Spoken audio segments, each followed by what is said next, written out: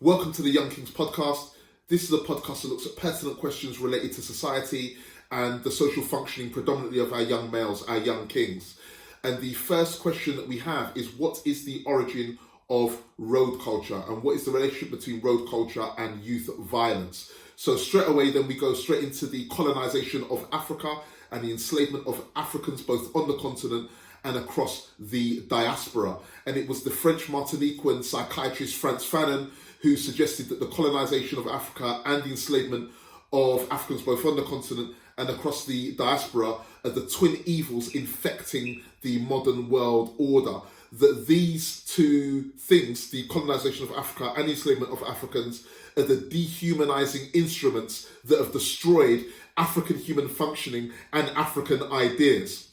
And there is no clearer example of the destruction of African ideas and the destruction of African human functioning than road culture. The destruction of African ideas and human functioning is essentially the destruction of unity, cohesion, and social ethics, because social ethics are at the heart of Afro-centric culture, and that provides the cohesion and the unity of African society and of African culture. So the fact that road is a clear example of the destruction of that is human functioning, and the destruction of African ideas is the destruction of social cohesion and of unity and of social ethics. And so what we have then is antagonism, individualism, the incorporation of Eurocentric ideas and human functioning. And that provides a void within the African psyche. And so that is the destruction of African ideas and of human functioning. And it creates this individualist, antagonistic situation that Frantz Fanon refers to, and is why he calls the black man or the African comparison. Because within that individualist, antagonistic mode, we are constantly comparing ourselves to one another. And that is the origin of road. We are within a white supremacist regime of comparison. So we are comparing one another within that regime to see who's higher. Is this black guy going to be more intellectual than me? How much higher is he on the hierarchy within this white supremacist regime? And that is why Frantz Fanon calls the Negro comparison, because we are constantly comparing one another within this regime to see who is higher, who is getting more love, who is getting more social visibility within this white supremacist regime, where the African mind and body have been excluded, where we've been excluded from the material resources that we need to get ourselves together, where we have been excluded from being ourselves and functioning within African social norms and Afrocentric norms and values. And so that is the basis of that. So why is the colonization of Africa and the enslavement of Africans both on the continent and across the diaspora, which I would argue is the largest humanitarian crisis in history, in recorded history?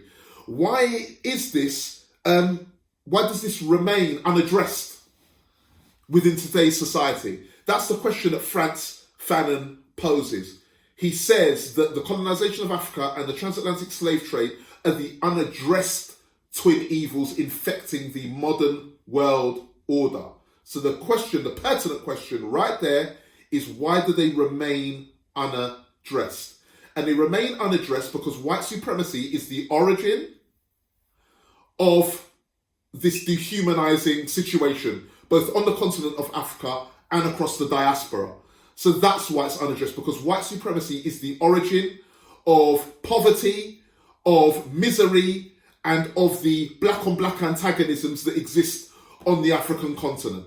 And that's why it remains unaddressed, because white supremacy is the origin of the misery and of the poverty and of the inhumanity that exists both on the continent and across the diaspora, both in the US, in Haiti, all of the humanitarian crises that exist within the African diaspora and on the continent. The origin of that is white supremacy. And that is why it's unaddressed. And so then that brings us to the next pertinent situation, or in terms of white supremacy. And that is the fact that it is unaddressed because white supremacy can only deal with what's going on now. It can only point to what's going on now. It cannot deal with the origin of things or the origin created through white supremacy. It can only deal with the after effects of white supremacy. So what's going on now? And its job is to obfuscate the origin and to only present the effects of white supremacy and what's going on. And so black on black political destabilization and black on black violence is an effect of white supremacy. And so it points to black on black situations. It points to the political destabilization on the continent, the political antagonisms between African rulers. The problem which white supremacy has created is what it points to, and that's what's going on now. So it doesn't want to deal with how it got there, the origin of it. It wants to shine a camera on the effects of it and what's going on, the misery that has been left in the wake of white supremacy, which is the black on black antagonisms, which is the political destabilization. And so that's what it points to. It doesn't like the flashlight of historical inquiry. And so we now look at the questions. We now look at the questions which arise, which protect white supremacy. And there are various questions that arise, that are there to protect white supremacy. Let's go to the first one. Wasn't slavery a long time ago? Wasn't slavery a long time ago? And this question is numero uno on the list because it's the one that keeps on coming up and is one of the most pertinent questions regarding today's society. And any questions regarding slavery and the effect of slavery on black people in the UK and across the diaspora elsewhere. So wasn't slavery a long time ago? Right, okay. 1500s or the 16th century, the 1500s, the 16th century, sort of the beginning of the transatlantic slave trade or the enslavement of Africans, both on the continent of Africa and across the diaspora, the transatlantic slave trade, moving into the 20th century, which is the 1900s, essentially is roughly the period of the slavery process, the enslavement of Africans on the continent and across the diaspora. So essentially, if it ended in the 20th century, at the very beginning of the 20th century, we're talking about 100 years odd. But let's be kind. Let's say that slavery existed, let's give it an extra 50 years even, and say that the slavery process of Africans, the mass enslavement, existed up until 150 years ago. So that's 150 years. In my mind, that's a blip. That's a blink. You blink and 150 years has gone. But the more pertinent question, even though I don't think 150 years ago is a long time, we have to look at comparison. So in order to answer the question, wasn't it a long time ago, we need to look at the question of comparison. So what is comparative to the largest humanitarian crisis in history? Well, it suggests itself in what I've just said. Nothing. There is nothing that is comparable to the largest humanitarian crisis in history, which is the colonization of Africa and the enslavement of Africans, both on the continent and across the African diaspora. There is nothing comparable at all. And that is the question that needs to be answered in order to deal with the question of wasn't slavery a long time ago? And 150 years ago is nothing. Certainly not in terms of African civilization and the period of the peak of African civilization and how long African civilization lasted for. That is nothing when compared with these timeframes at which Europe is at the centre. Because we're using Europe now as the mode, the timeline, in terms of how we see today's society, isn't it? We look at the beginning of European society and we use society, Europe, as a measure of time. We don't use Africa as a measure of time, which is thousands and thousands. It is nothing in comparison with African civilization. So because we use Europe and the birth of Europe and European civilization as a measure of time, we think that 150 years ago is a long time ago. It is nothing. Certainly not if you're using African civilization as a comparison, as a unit of measure of time. So 150 years ago is nothing. But when we look at the level of destruction that was caused through the colonization of Africa, that is the economic underdevelopment of the African continent, okay, where we look at the ownership, the European theft, the European violence that allowed Europe to go in and own the African mines, to own everything that controlled African resources on the African continent, that to destabilize the African economy and to control the import and export economy of Africa, that is controlling the amount that is charged for exporting African resources out of Africa into European hands, and then the importation of European goods and services into Africa. That dichotomy, that paradox. Because what is exported out of Africa is done very cheaply, at minimal cost to the Europeans. Europeans are paying pennies on African exports, but then the importation of European goods into Africa is at an all-time premium. It is extremely expensive. And so that is the basis of the underdevelopment of Africa, and it crippled Africa, economically crippled it, and that is the origin of poverty and the misery that is going on the African continent. And at the origin of that is white supremacy. Surprise, surprise. So that's what's going on there.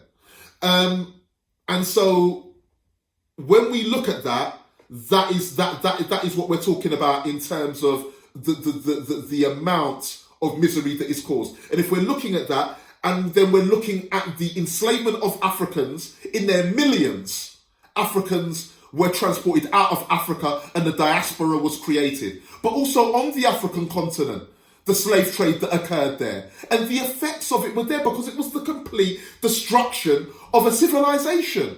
Millions of Africans were displaced and murdered there. The economic impact, the cultural impact, being taken out of your country and dispersed, scattered across into other places where you were then enslaved, where you weren't able to use your own language, where you weren't able to use your own culture, where you weren't able to regroup on African terms in terms of culture and what was going on. Deprive the education of your culture once on the diaspora and all of these things. So it's not just the material resources that you were deprived in terms of your exclusion through capitalism, it's the destruction of your culture. The systemic and systematic destruction of your culture, and then you being separated from that once on the diaspora, and the education of Africa destroyed. And the colonization of Africa did that because it was Eurocentric. It was Eurocentric religions and disciplines that were incorporated on the continent, and Africans were shamed for embracing any form of Afro-centric discipline on the continent. So even on the continent of Africa, Africans were shamed for embracing anything that was Afro-centric or African-centered. And that is the destruction of African civilization and culture. Okay. And on the diaspora, it was far more easy because you were separated from your continent and from your people anyway, and you were deprived all of the mechanisms of unity and of getting yourself together as Africans. And today, in terms of education, and in the UK, that is done through the national curriculum. Afrocentric themes and lessons and culture and education is removed from the national curriculum. And you are given it in bite-sized portions through Black History Month and other lessons that incorporate fragments of it. Little bits of it that don't allow you to really regroup mentally and to get on with things and to regroup and to regain that social cohesion and the Afrocentric social ethics that is the basis of African cohesion. So, to answer that question, wasn't slavery a long time ago? In regards to what happened in terms of economically and culturally, there is no comparison. So that question is a non-entity. It's a nonsense. You're talking about the largest humanitarian crisis, and you're trying to say, wasn't it a long time ago? Shouldn't we have got ourselves together? No. Where's the other comparison? Where's the other humanitarian crisis that remotely resembles anything on the scale of the destruction of African civilization? Deary me. Right, moving on to the next question. The next question that arises that is a mechanism to protect white supremacy and to protect the current order, the current white supremacist regime, is look at other ethnic minorities. Look at the Chinese, look at the Asian, Indian, look at all of the other ethnic minorities and how they're getting on. Why can't black people get themselves together? What about the other ethnic minorities? I'm going to answer it very simply. The African destruction of the African is the largest humanitarian crisis in history. The other ethnic minorities have gone through oppression. Of course, there was the colonization of India and things that went on, but there wasn't the systemic enslavement, systematic over that period of time that happened in India to Indians at all. Yes, the country was divided up, and we know that there are the antagonisms that exist between the Hindu and the Muslim, the Pakistani and the Indian. We know all about that, and there are oppressive things that have happened there, but it is not on the scale. It cannot be compared to what went on in Africa at all. And the Chinese, no, nothing of the sort. There are things that have gone on, but there is no comparison on the scale of the enslavement of Africans and the colonization of the African continent. It is a nonsense. It is a non-entity that should be dismissed immediately because it is a nonsense, and it is a white supremacist mechanism to protect the current world order and to remove the guilt of the white majority. So the third question, and this one in a way is one of my favourites, and it keeps on cropping up. It's one of the equally pertinent questions which is a part of society, which is, what can white people do now? My ancestors were responsible for the pain, the hurt, and the destruction of African civilization historically. They were responsible for that historically, but what have I got to do with it now? I've got nothing to do with it. I didn't enslave the Africans, okay? I didn't colonize Africa. That was my great, those were my ancestors. So what do the white majority have to do with it now? Right. Who else but you now have the power to dismantle the mechanisms of oppression, the tools of oppression? Who but you now, who are in power, who control, who are the gatekeepers of planet Earth, who else but you can hold the baton of humanity and deal with the inequalities and the oppressive mechanisms, economic, cultural, educational, that are still in place that shackle the African today, both on the continent and across the diaspora? Who but you now can dismantle these things?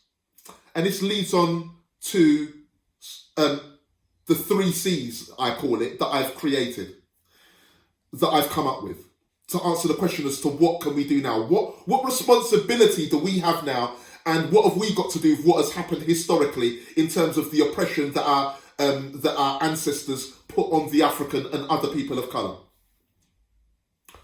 The 3 C's. The 3 C's.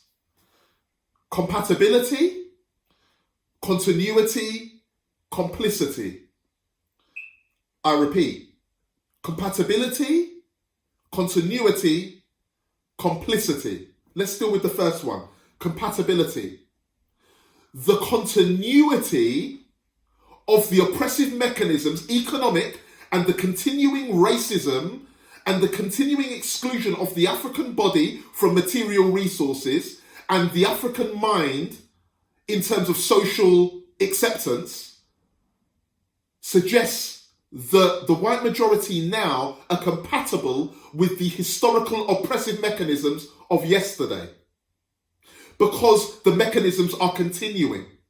The economic shackles on Africa, the neo-colonialism of Africa that continues today, is suggestive that those in control are compatible with the oppressive mechanisms that are there, or they would be dismantled. They would not be continuing. Racism would be a thing of the past. So why does racism continue now? Why does the neo-colonialism of Africa's resources and the ownership of African resources and the means to African resources continue now? for European gain and for the gain of others. Why does that continue if there is not the compatibility of the white majority today or the white supremacists of today with the white supremacists historically? So there is compatibility there. Yes? It suggests it. There is a compatibility with the white majority now with the ancestors of the white majority now. Right. So that is compatibility indicative by the continuity, the continuing situation of racism and economic oppression on the continent and across the diaspora. Right, okay. That then, if there is a compatibility with it, because it is continuing, then the fact that it is continuing under the watch of those who are asking, what can we do, means that there is complicity. You are complicit. You are equally responsible because you are not destroying the mechanisms of oppression of Africans and other people of colour. You're continuing it, which means you're compatible with it, which means you are complicit. Meaning you are equally guilty of it. Thank you. That's that. And so these are the questions that arise. This is what's going on regarding the origin of road culture and its relationship to youth violence. Youth violence is a byproduct of road culture. Road culture is intervention in darkness. The darkness is the exclusion of the African materially and culturally, which I've gone into. I'm not going to go over that too extensively now.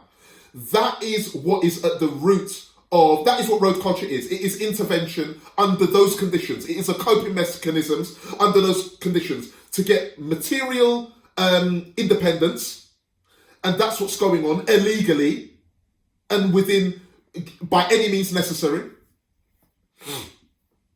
And that was the reason behind the title of 50 Cent Jackson's film, Get Rich or Die Trying, and the means by which he had to materially get himself straight through drug dealing and through means of coping with Eurocentric exclusion. That was what he had to do to get by. I'm not condoning drug dealing, but I'm saying that road is the art or is the mode or is the intervention of getting materially straight within an environment that has excluded you from the material resources within Eurocentric society. And that's where illegal functionings and goings on occur. And violence comes through the competing for those illegal or illicit resources in order to survive. Because the Negro is comparison, and we are comparing one another for the resources that exist, so that we, through our power of violence and through the power of violence and weaponry, we can gain the means of getting economic resources so that we can shine and have social visibility within European society. And we compare ourselves constantly to our black brothers. The Negro, as Frantz Fanon, the Martiniquan psychiatrist, has called the Negro comparison. We are comparative. We are constantly comparating. Is our partner prettier? Are our clothes prettier? Are we more socially visible? And so that's what's going on. The competing for resources in ghetto or subterranean circumstances. And that's the violence that's going on with youth culture. And that's road. Road is intervention or coping in darkness with the things that you have. And because the means of African humanity and ideas has been removed, that is social ethics and cohesion, we are now victims to individual antagonisms in a bid to become socially visible and loved on the terms of Eurocentric society. That is the basis of that. And I hope that that answers the question completely, but that's how I see it, and that is the answer to the origin of road and the relationship of road with youth violence. Thank you so much.